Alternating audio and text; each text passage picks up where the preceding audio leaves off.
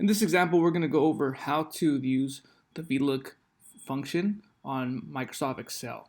I'm using Microsoft Excel version 2016, but the function should work in any Excel.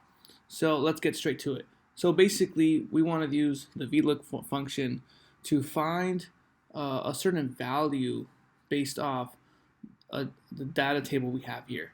So, for example, let's say we want to find out the tax rate for an income of $32,650.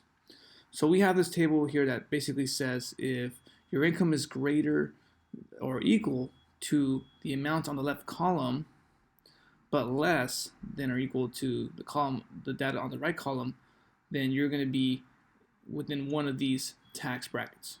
So let's go ahead and apply a VLOOKUP function that will give us the tax rate.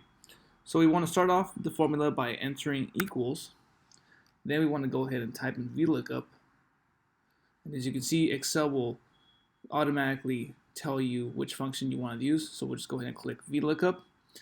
Now the first value we want to input is the lookup value. So we want to look up $32,650.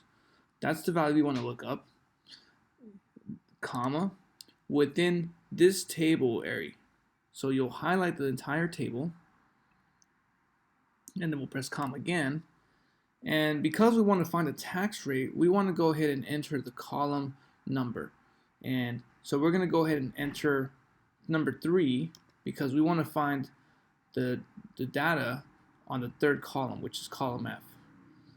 Now that completes my VLOOKUP function, and I'm going to go ahead and click Tab, and I get 31%. And you can even test this number. So let's say, for example, we have an income of $25,000. We should be able to get 28% if we change this number here. So let's say we have an income of $25,000. Our tax rate changes to 28%, as you can see in this row here. Hope this video was helpful. If you have any questions or comments, please feel free to leave me a comment down below.